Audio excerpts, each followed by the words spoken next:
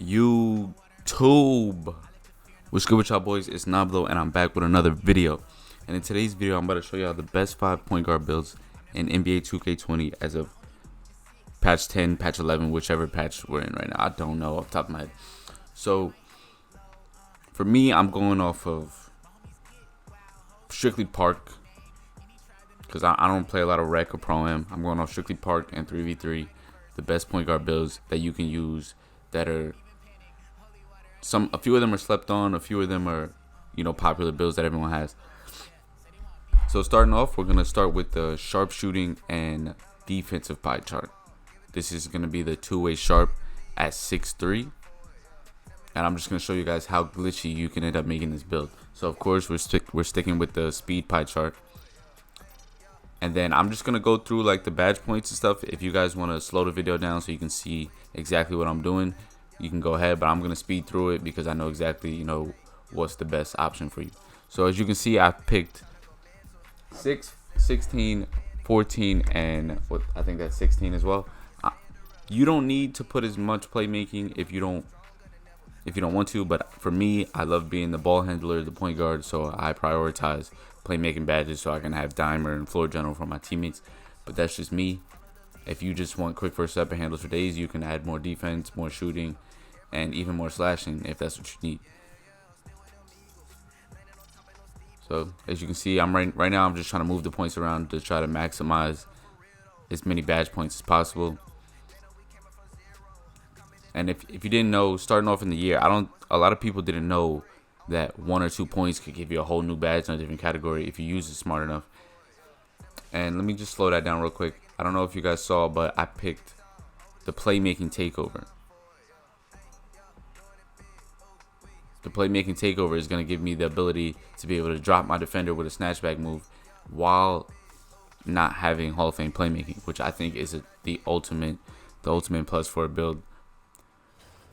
And as you can see, it gave me the name Playmaking Shot Creator, but it's just the sharpshooting and defense pie chart. So in the next build, I'm going with the pure playmaking pie chart. I have this build. A lot of you guys should have this build. It's one of the easier builds to use. It's just a lot of ISO, a lot of hop steps, and playing with a shooter on your team on the 2 score. It's pretty much almost unstoppable to beat. The only downfall this build does have, though, is the shooting. You only get 15 shooting, and as you guys can see, I'm trying to maximize the badge points. If you want to see like exactly what I'm doing to make the build as best way as you can, I would recommend slowing the video down, going back and forth, trying to figure out what I did exactly, because I don't want to sit here and go through every single badge point because that's just going to make the video super long. So if you see a build in here that you like and you want to try out using, I would say slow the video down and go through everything. And for this build, I'm going 6'5", I believe. I think I went 6'5". No, I might have went 6'4". I'm not sure. Let's find out. 6'5", lowest weight, lowest wingspan on almost every build I pick, because you want that 3-pointer and you want to be as fast as possible with the ball handling.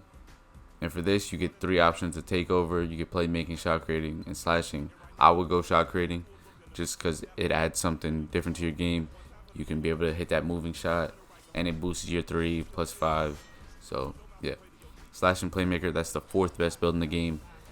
Moving on to the 3rd, we have the playmaking shot creator, the normal playmaking and shooting pie chart. Almost everyone should have this build. It's one of the more dominant builds. Every 2K, the play sharp is always going to be in the argument for the best point guard builds. As you can see right here, I'm just trying to figure out, when you're making a build, your goal should be maximize the badge points at all times. Because if you're not maximizing the badge points, you're going to make the build incorrectly. Like, I know when I first made this build, when the game first came out, I didn't put up any of my defense. And the beginning of the year, I was losing to the most average kids in the game strictly because I had 1 defensive badge. But as you guys can see here, almost every build I make, I'm prioritizing defense because really it's one of the most important things in the game. Because slashing, you don't need too many slashing badges to slash effectively. So right here, I'm just trying to figure out you know, what I lose for being certain heights, and I end up going with 6'4". 6'2", you would get a faster 3-point shot.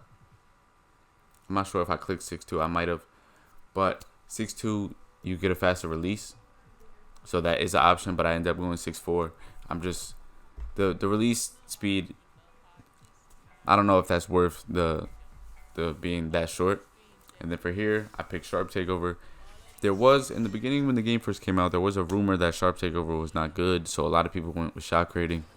And I want to tell you guys right now, Sharp Takeover is 100% better than shot creating Takeover. No one really takes movings. A lot of people don't take movings. A lot of people come off the screen and want to take a standstill shot. With Sharp Takeover, you're almost never going to miss. So moving on to the second best build in the game, we have the Slash and Sharp, or what we know as the BP build. The BP build is slashing and shooting. You can get contact dunks, Hall of Fame shooting, Hall of Fame slashing. Yeah, you're going to be pretty short, but as you guys can see, I end up with, I think, 8 or 9 defensive badges. So that will help you on the defensive end. But this build is all about being able to dominate on offense. Like, there are going to be plays on defense where maybe a bigger player, a slash and playmaker, someone might just hop step you in the paint, but that's what you're going to have to live with when you're playing with a build that you want to be dominant offensively with. And for this build, I went 6'2", lowest weight, lowest wingspan.